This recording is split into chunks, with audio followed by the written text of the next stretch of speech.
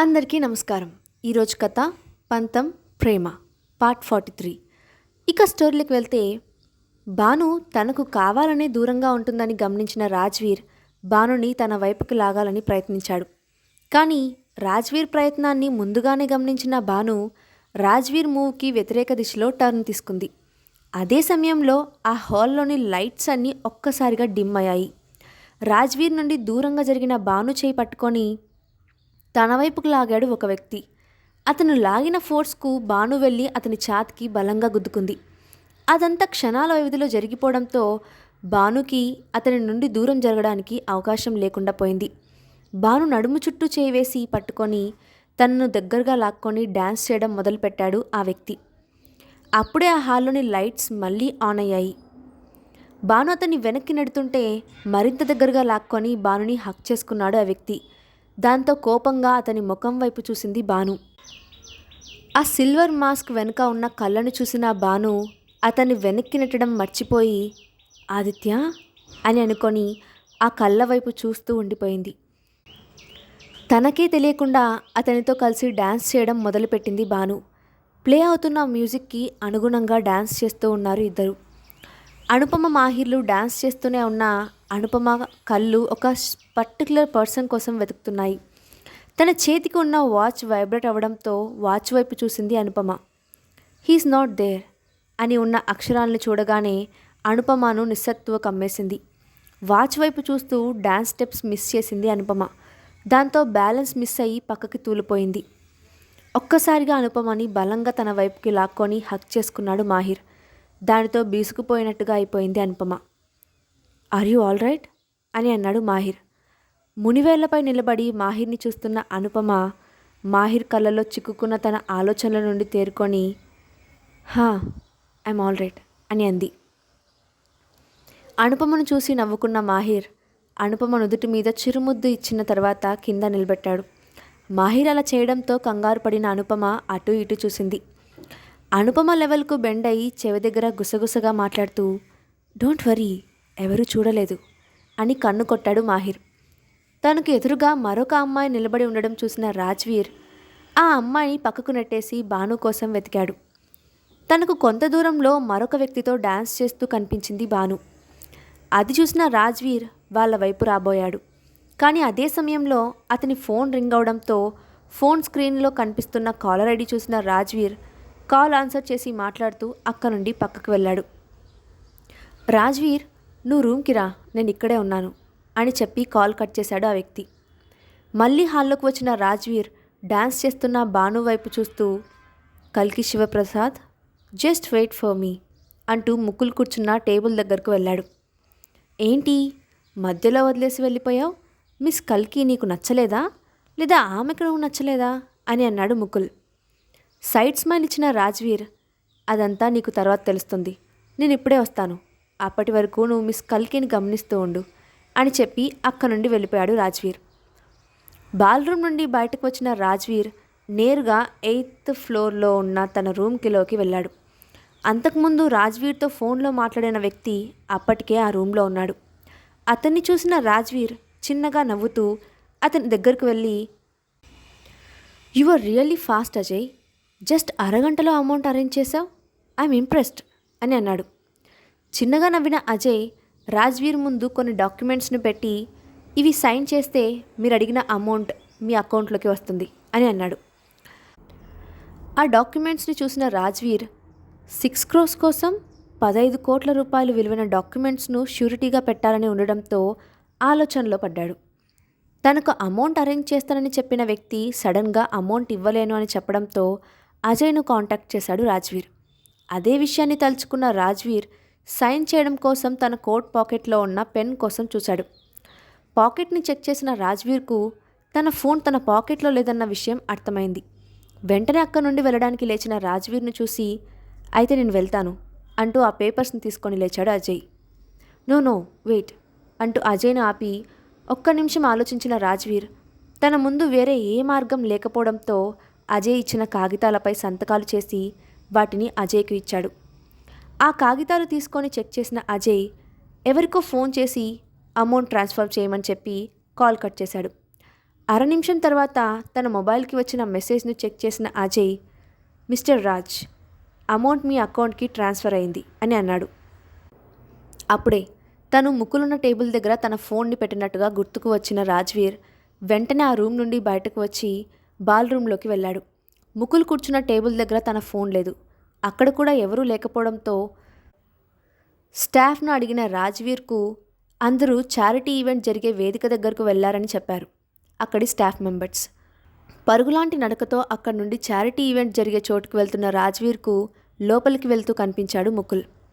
ముకుల్ దగ్గరకు వెళ్ళిన రాజ్వీర్ను చూసి, ఏమైంది ఇలా ఉన్నావు అని అడిగాడు ముకుల్. నా ఫోన్ అని అన్నాడు రాజ్వీర్.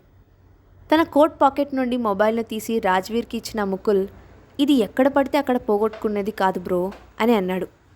వెంటనే తన బ్యాలెన్స్ చెక్ చేసుకున్న రాజ్వీర్ తన అకౌంట్లో క్రెడిట్ అయిన 6 కోట్ల రూపాయలను చూసి విజయగర్వంతో ముకుల్ వైపు చూసి నవ్వాడు.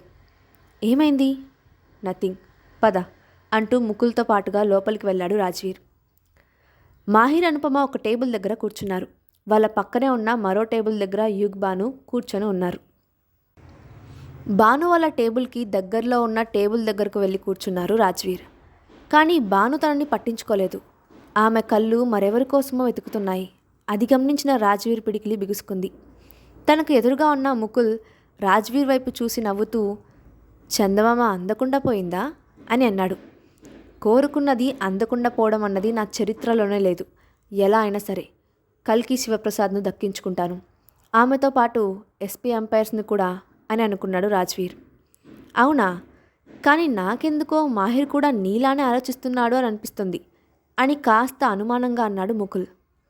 ఈలోగా చారిటీ ఈవెంట్ స్టార్ట్ అయింది. అందులో 4 వస్తువులు ప్రదర్శనకు ఉంచారు. ఆ ఒక్కొక్క వస్తువు చాలా పురాతనమైనవి, ఎంతో గొప్ప చరిత్ర కలిగినవి, అంతే విలువైనవి కూడా. అటువంటి వస్తువులు కలిగి ఉండడం వల్ల వారి స్థాయి పెరుగుతుంది అని భావిస్తారు చాలామంది. ఒక్కొక్క వస్తువును డిస్ప్లే చేసి వాటి యొక్క డీటెయిల్స్ని క్లుప్తంగా ఎక్స్ప్లెయిన్ చేశారు. తర్వాత ఒక్కొక్క వస్తువును యాక్షన్ కోసం ఉంచారు. 2 వస్తువులు వేలం ముగిసిన తర్వాత 3వ వస్తువు ఒక ప్రఖ్యాత చిత్రకారుడు గీసిన అద్భుతమైన చిత్రపటం. దాని విలువను చెప్పాడు హోస్ట్. ఒక వ్యక్తి తను ప్రేమించిన అమ్మాయికి తన ప్రేమను వ్యక్తపరిచే విధానాన్ని చాలా అద్భుతంగా చూపించాడు ఆ చిత్రకారుడు ఆ పెయింటింగ్లో. అందరికంటే ముందుగా మాహిర్ తన దగ్గర ఉన్న నెంబర్ ప్లేట్ను చూపించి రెట్టింపు అమౌంట్ని బిడ్ చేశాడు. బాను మాహిర్ వైపు చూడడం చూసిన రాజ్వీర్ తన దగ్గర ఉన్న నెంబర్ ప్లేట్ను చూపిస్తూ అంతకు మించిన మొత్తాన్ని బిడ్ చేశాడు. అలా వాళ్ళిద్దరూ ఆ పెయింటింగ్కు అమౌంట్ను పెంచుకుంటూ వెళ్ళారు. అక్కడ రాజ్వీర్ గురించి కొంతమందికి తెలిసినప్పటికీ మాహిర్ పేరు గురించి తెలుసు, కానీ వ్యక్తి ఎలా ఉంటాడో ఎవరికీ తెలియదు. దానివల్ల ఆ మరో వ్యక్తి మాహిర్ అని ఎవరూ గుర్తించలేకపోయారు. వాళ్ళిద్దరు అలా అమౌంట్ పెంచుతుంటే అందరూ వాళ్ళిద్దరికీ పిచ్చి పట్టిందని అనుకున్నారు మిగిలిన వాళ్ళు. బాను మాహిర్ వైపు చూసి వద్దు అన్నట్టుగా సైగ చేసింది. దానితో మాహిర్ సైలెంట్ అయిపోయాడు. దాంతో రాజ్వీర్ గర్వంగా మాహిర్ వైపు చూశాడు. కానీ ఆఖరి క్షణంలో అందరినీ ఆశ్చర్యపరుస్తూ వెనుక నుండి మరొక వ్యక్తి వాళ్ళు చెప్పిన దానికి రెట్టింపు అమౌంట్ని బిడ్ చేశాడు. దాంతో ఆ పెయింటింగ్ ఆ అజ్ఞాత వ్యక్తికి సొంతమైంది.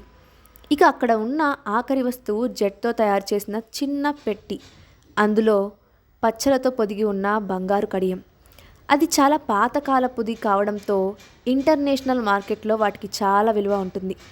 దాని ప్రారంభం ధర 1,50,00,000గా ప్రకటించారు హోస్ట్. అందరూ దాన్ని ఎలా అయినా దక్కించుకోవాలని ఆతృతతో ఉన్నారు. మాహిర్తో పాటు భాను కూడా బెట్ వేయడం మొదలుపెట్టింది. అది చూసి అప్పటి వరకు సైలెంట్గా ఉన్న రాజ్వీర్ కూడా బెట్ చేయడం మొదలుపెట్టాడు. మాహిర్, భాను, రాజ్వీర్ల మధ్య పోటాపోటీగా సాగిన బెట్టింగ్లలో ఆఖరికి రాజ్వీర్ ఆ వస్తువుని సొంతం చేసుకున్నాడు. అమౌంట్ని ట్రాన్స్ఫర్ చేసిన తర్వాత నిమిషాల్లో ప్రొసీజర్ కంప్లీట్ చేసి ఆ వస్తువును రాజ్వీర్కి ఇచ్చేశారు అక్కడి మేనేజ్మెంట్. ఆ జెట్ బాక్స్ను తీసుకొని వచ్చి, మిస్ కల్కి శివప్రసాద్, ఇట్స్ ఫర్ యూ అంటూ అందరి ముందు భానుకి ఇచ్చాడు రాజ్వీర్. ఇది మీరు బెట్ చేసి గెలుచుకున్నది అంటూ ఆ బాక్స్ని ముందుకు నెట్టింది భాను. రాజ్వీర్ భానుతో మాట్లాడుతుంటే కోపంతో ఊగిపోతున్నాడు మాహిర్. అది చూసి అపార్థం చేసుకున్న రాజ్వీర్ మాహిర్ని చూసి వెటకారంగా నవ్వుతూ, it's just a token for hour friendship. దీనికి నేను మీ నెంబర్ మీదనే రిజిస్టర్ చేయించాను, సో ఇది మీదే అంటూ ఆ బాక్స్ని భానుకి ఇచ్చాడు రాజ్వీర్. మాహిర్ వైపు చూసి నవ్విన రాజ్వీర్ భాను వైపు తిరిగి మాట్లాడుతూ, మీరు నాతో డిన్నర్కి వస్తే చాలు, అది గిఫ్ట్ కన్నా విలువైనది అని అన్నాడు. అంతలో స్టేజ్ మీద ఉన్న హోస్ట్ మాట్లాడుతూ, may have your attention please, today all of you have another surprise అని అన్నాడు. అతను అలా అనగానే ఒక అమ్మాయి ఒక వస్తువుని తీసుకొని స్టేజ్ మీదకు వచ్చింది. ఆ వస్తువుని చూసిన రాజ్వీర్ కాళ్ళ కింద భూమి కంపించినట్టయింది. ఎక్స్క్యూజ్ మీ అంటూ అక్కడి నుండి వెళ్ళబోయాడు. అంతలో అక్కడికి వచ్చిన పోలీసులు రాజ్వీర్ని తమతో పాటు తీసుకొని వెళ్లారు. వాళ్ళ వెనకే భాను మాహిర్ వాళ్ళు కూడా వెళ్ళారు. నన్నెందుకు అరెస్ట్ చేస్తున్నారు, నేనేం చేశానని అని అరుస్తున్న రాజ్వీర్ను చూసి, మీరు కంపెనీ ఆస్తులను అక్రమంగా మీ పేరు మీద ట్రాన్స్ఫర్ చేసుకున్నారని, మీ కంపెనీ ఫైనాన్షియల్ ఫ్లోలో తప్పులు ఉన్నాయని, అది మాత్రమే కాకుండా మీరు తనని బెదిరించి తనతో ఈ డూప్లికేట్ డైమండ్ని ఒరిజినల్ డైమండ్తో రీప్లేస్ చేయాలని ఒత్తిడి చేశారని మీ మీద కంప్లైంట్ చేశారు అని అక్కడి నుండి రాజ్వీర్ని తీసుకొని వెళ్తున్నారు పోలీసులు. అప్పుడే అక్కడికి వచ్చిన భానుని చూస్తూ, కల్కి ప్లీజ్ హెల్ప్ మీ అని అన్నాడు రాజ్వీర్. గాబరాగా రాజ్వీర్ ముందుకు వచ్చిన భాను డల్గా ఫేస్ పెట్టుకొని, ఐ థింక్ నేను మీతో డిన్నర్కు రాలేనేమో అని అంది. కల్కి లిజన్, ఇదంతా నిజం కాదు అని అంటూ ఏదో చెప్పడానికి ట్రై చేస్తున్నాడు రాజ్వీర్. అప్పటి వరకు డల్గా ఉన్న భాను ఫేస్లో ఎక్స్ప్రెషన్ ఒక్కసారిగా మారిపోయాయి. నిజం, ఇక్కడ జరుగుతుంది అంతా నిజం అని అంది భాను.